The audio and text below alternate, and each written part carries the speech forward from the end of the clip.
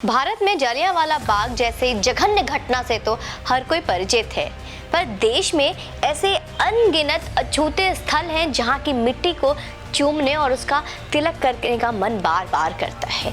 यह बहुत स्वाभाविक भी है क्योंकि देश की स्वतंत्रता की खातिर उन्होंने अपना सब कुछ न्यौछावर कर दिया। नमस्ते हिंदुस्तान, कैसे हैं आप लोग? इस वीडियो को अभी लाइक कर दीजिए और लाइक का बटन के साथ साथ शेयर भी कर दीजिए। अंत तक देखिए। देश को स्वतंत्रता दिलाने के लिए ना जाने कितने देशभक्तों ने अपने प्राणों का बलिदान किया, लेकिन वे ना तो इतिहास लेखन का हिस्सा बन सके और ना ही हमारे किसी पाठ्यक्रम का। ऐसा ही एक स्थल है मानगढ़ धाम। राजस्थान के बांसवाड़ा जिले में स्थित यह एक ऐसा स्मारक है जो गुरु भक्ति और देशभक्ति को एक साथ दर्शाता है। करीब 100 साल पहले 17 नवंबर 1913 को मार्गशीर्ष पूर्णिमा पर गुरु का जन्मदिन मनाने के लिए एकत्र हुए हजारों गुरु भक्तों को ब्रिटिश सेना ने मौत के घाट उतार दिया था। पिछले दिनों प्रधानमंत्री नरेंद्र मोदी ने वहां पर जाकर आदिवासियों के इस प्रमुख तीर्थ स्थल को राष्ट्रीय स्मारक का दर्जा दिया। मानगढ़ धाम में जो नरसंहार हुआ वो अंग्रेजी हुकूमत की क्रूरता की पराकाष्ठा थी। वहां करीब 1,500 महिलाओं, बुजुर्गों और युवाओं को यूं घेर कर मौत के घाट उतार दिया गया। यह शायद पहली बार है जब देश ने मानगढ़ धाम के बारे में विस्तार से जाना, और शायद ऐसे भी लोग हैं जिनको नहीं पता, अभी तक नहीं पता। इसी तरह का एक स्थल उत्तर प्रदेश के फतेहपुर जिले में है दोस्तों, जहां अंग्रेजों ने एक साथ 52 क्रांतिकारियों को इमली के पेड़ पर जिंदा लटका दिया। लेकिन इतिहासकारों को पूर्वाग्रही दृष्टि ने इतनी बड़ी घटना को गुमनामी के अंधेरे में ढके रखा। बावनी इमली एक इमली का पेड़ है जो भारत में वीरगति स्मारक स्थल के रूप में प्रसिद्ध है। उस ही इमली के पेड़ पर 28 अप्रैल 1858 को ब्रिटिश सेना ने गौतम क्षत्रिय, जोधा सिंह अटैया और उनके 51 साथियों को फांसी पर लटका दिया था। यह स्मारक फतेहपुर जिले के बिंदकी तहसील स्थित खजुआ कस्बे के निकट मुगल रोड पर है दोस्तों।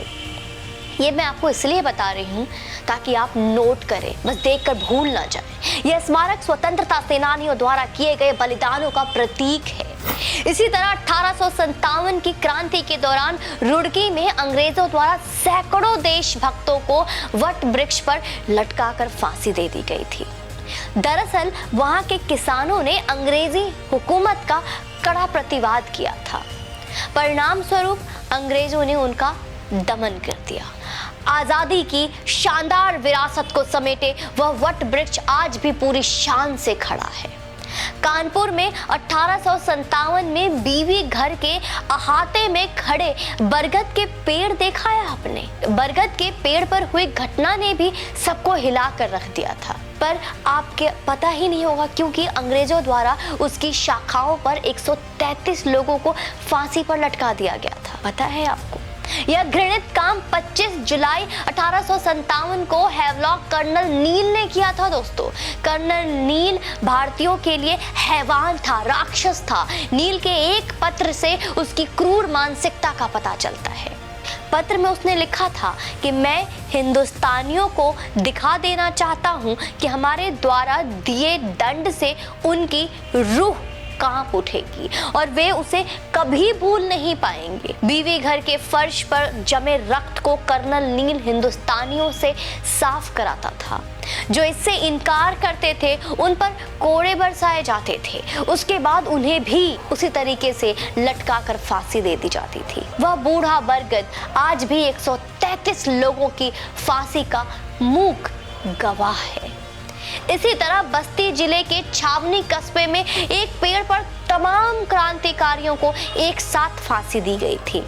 आज भी जब वह कस्बा उनके बलिदान का गवाह है दोस्तों। वास्तव में 1857 में देश की स्वतंत्रता की लड़ाई में कई लोगों ने बलिदान दिया था, लेकिन हमें उनमें से अधिकतर लोगों के नाम तक की जानकारी भी नहीं है। जैसे डुमरियागंज में 26 नवंबर 1858 को 80 से अधिक क्रांतिकारी अंग्रेजों से संघर्ष में वीर गति को प्राप्त हुए थे, जिसका चर्चा आज तक इतिहास के पन्नों में भी नहीं है। उस घटना के अनुसार ब्रिगेडियर कमांडिंग गोरखपुर को सूचना मिली कि डुमरियागंज से 1 मील दक्षिण में आम के बगीचों में लगभग, मैं सिर्फ लगभग कह रही हूँ दोस्तों, लगभग 1000 क्रांतिकारी मौजूद हैं। इस सूचना पर एक अंग्रेज अफसर अपनी सैन्य टुकड़ी के साथ वहां जा पहुंचा। इसकी भनक क्रांतिकारियों को भी लग गई थी, उन्होंने भी तैयारी कर ली थी। अंततः अंग्रेजों और क्रांतिकारियों के बीच भीषण संघर्ष हुआ। इसमें 80 से अधिक क्रांतिकारी वीरगति को प्राप्त हुए और कई की मृत्यु नदी में डूबने से हो गई, जिसका जिक्र आज भी इतिहास के पन्नों से गायब है। उस संघर्ष के दौरान कैप्टन गीफोर्ड और घुड़सवार अंग्रेज सिपाही की भी मौत हुई थी। उनके कब्रें आज भी बनी हैं। उस लड़ाई में बंदूकों और तोपों का जमकर इस्तेमाल हुआ था दोस्तों। उसका विवरण लंदन गजट में प्रकाशित है।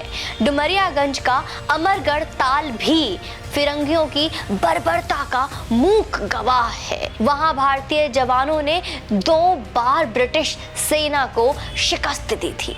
उन्होंने Bombay army commander of chief एल्ड्रन गुशन को मौत के घाट उतारकर अंग्रेजी हुकूमत के दांत खट्टे कर दिए थे। स्वतंत्रता के परवानों ने वीरता की ऐसी दास्तान लिखी कि आने वाली पीढ़ी उन्हें श्रद्धा से नमन करती रहेगी। उन क्रांतिकारियों की याद में हर वर्ष नवंबर के आखिरी सप्ताह में वहां पर एक मेला लगाकर बलिदानियों को श्रद्धांजलि देने की एक परंपरा का शुभारंभ पिछले कुछ वर्षों से हुआ है। पता है, अब त्याग और बलिदान के ऐसे स्थलों का उसी तरह स्मरण किया जाना चाहिए जैसे जलियांवाला बाग का किया जाता है।